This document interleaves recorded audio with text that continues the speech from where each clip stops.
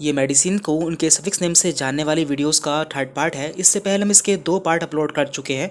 यदि आपने वो वीडियो नहीं देखी है तो उनका लिंक आपको नीचे डिस्क्रिप्शन बॉक्स में मिल जाएगा, जहां से आप उन्हें देख सकते हैं।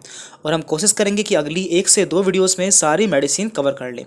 जैसा कि हमने आपको पिछली वीडियो में बताया था कि हर मेडिसिन के नाम में कुछ ऐसे वर्ड छिपे होते हैं जिससे आप ये जान सकते हैं कि ये दवा किस काम आती है। तो आज की वीडियो में भी हम उसी के बारे में बात करने वाले हैं। और ये वीडियो केवल आपकी इन्फॉर्मेशन के लिए है, आपको इनमें से कोई भी मेडिसिन डॉक्टर को दिखाए बिना नहीं लेनी है। तो स्टार्ट करते हैं। पहला सफिक्स है टिरोल। तो ये यूज़ होता है ब्रोंको डायलेटर, यानी कि ऐसी मेडिसिन जो कि हमारे ब्रोंकस को डायलेट कर देती है, यानी कि उसे फैला देती है। और ये स्पेशली अस्थमा के केस में यूज़ की जाती है। तो इसके एग्जांपल्स हैं एल्बुटिरोल, जिसे कि हम सल्ब्यूटामोल भी कहते हैं, बेम्बोटिरोल, साल्मेटिरोल एंड फोर्मेटिरोल। तो इन सभी के लास्ट में टिरोल आता है और ये सभी अस्थमा के लिए यूज़ की जाने वाली मेडिसिन है। और यहाँ पे हमने एक पिक्चर लगाई है जो कि है सल्ब्यूटामोल की। ये एक इन्हेलर आता है जो कि अस्थमा वाले पेशेंट यूज़ करते हैं। इसके बाद है जोलिन। तो जोलिन क्या होता है? ये होता है नेज़ल डिकंजेस्टेंट, यानी कि जब भी हमारी नाक ब्लॉक हो जाती है और हम नाक से सही से सांस भी नहीं ले पाते हैं तो हम इन मेडिसिन का यूज़ करते हैं। इन सभी के लास्ट में जोलिन वर्ड आता है, जैसे कि इसका एग्जांपल है ऑक्सीमेटाजोलिन एंड ज़ाइलोमेटाजोलिन। यहाँ पे हमने पिक्चर लगाई है जो कि ऑक्सीमेटाजोलिन की है और आपको मेडिकल पर ये ओट्रोविन नाम से मिल जाती है। ये एक बहुत ही कॉमन मेडिसिन है और इसका यूज़ हम नेज़ल डिकंजेस्टेंट के रूप में यूज़ करते हैं, यानी कि जब भी हमारी नाक ब्लॉक हो जाती है तो हम इन मेडिसिन का यूज़ करते हैं। देन इसके बाद है व्यूडिन। तो व्यूडिन का यूज़ हम HIV या फिर एड्स के लिए करते हैं। तो एड्स क्या होता है? एड्स एक वायरल डिसीज़ होती है जिसके लिए हम व्यूडिन मेडिसिन का यूज़ करते हैं। इसका एग्जाम्पल है लामीव्यूडिन, स्टेवोव्यूडिन एंड जीडोव्यूडिन। इन सभी के लास्ट में व्यूडिन वर्ड आता है और यहाँ पे हमने एक पिक्चर लगाई है जो कि है लावीव्यूडिन टैबलेट की। तो इन सभी का यूज़ HIV या फिर एड्स के लिए किया जाता है। देन यहाँ पर है क्विन। तो ये सभी मेडिसिन एंटी पैरासिटिक होती हैं, यानी कि इनका यूज़ पैरासाइट के अगेंस्ट किया जाता है, जैसे कि मलेरिया। और इसके एग्जाम्पल्स हैं क्लोरोक्विन, हाइड्रोक्सीक्लोरोक्विन एंड मेफ्लोक्विन। तो इन सभी के लास्ट में क्विन वर्ड आया है। तो क्विन वर्ड एंटी पैरासिटिक मेडिसिन के लिए यूज़ करते हैं। यहाँ पे हमने एक पिक्चर लगाई है जो कि क्लोरोक्विन फोस्फेट टैबलेट की है। इसके बाद है यहाँ पर रिफा। तो रिफा मेडिसिन एंटी ट्यूबरकुलाइंस के रूप में यूज़ की जाती है, यानी कि ये टीबी के लिए यूज़ की जाती है। तो टीबी क्या होता है? टीबी एक बैक्टीरियल डिसीज़ होती है जो कि माइकोबैक्टीरियम ट्यूबरकुलाई के द्वारा होती है। इसके एग्जाम्पल हैं रिफामेट, रिफाम्पिन, रिफापेंटाइन एंड रिफाफ्टर।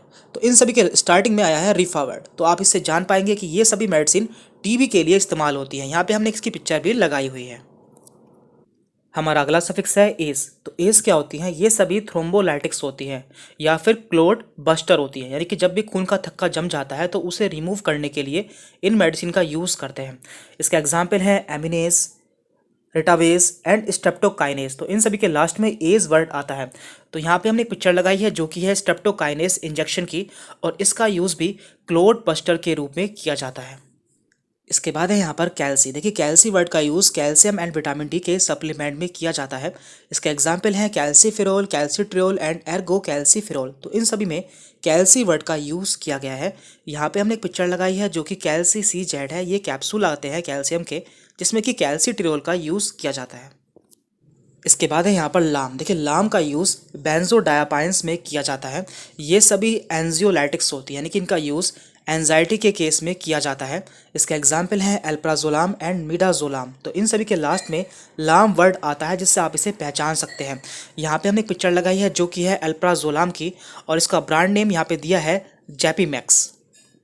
इसके बाद है यहाँ पर पाम। देखिए, पाम भी बेंजोडाइजापाइन होती है, यानी कि पाम एंड लाम दोनों ही एंजियोलाइटिक होती है, यानी कि इन दोनों का यूज़ एंजाइटी के केस में किया जाता है। इसका एग्जाम्पल है डाइजापाम एंड लोरिजेपाम। यहाँ पे हमने एक पिक्चर लगाई है जो कि वैलियम डाइजापाम की है, और इसका यूज़ भी एंजाइटी के केस में किया जाता है। इसके बाद है यहाँ पर सेट्रोन। तो ये क्या होती हैं? ये होती हैं 5-HT3 एंटागोनिस्ट, और इनका यूज़ नोजिया एंड वोमिटिंग के केस में किया जाता है। इसके एग्जाम्पल है ओंडासेट्रोन, ग्रेनीसेट्रोन एंड डोलोसेट्रोन। तो यहाँ सभी में सेट्रोन वर्ड का यूज़ किया गया है। यहाँ पे हमने इसकी पिक्चर भी लगाई है जो कि है ओंडासेट्रोन की। इसका ब्रांड नेम यहाँ पे दिया है एमेसेट नाम से, और दूसरी है यहाँ पर इंटेग्रोन, जिसमें कि ग्रेनीसेट्रोन सॉल्ट का यूज़ किया गया है।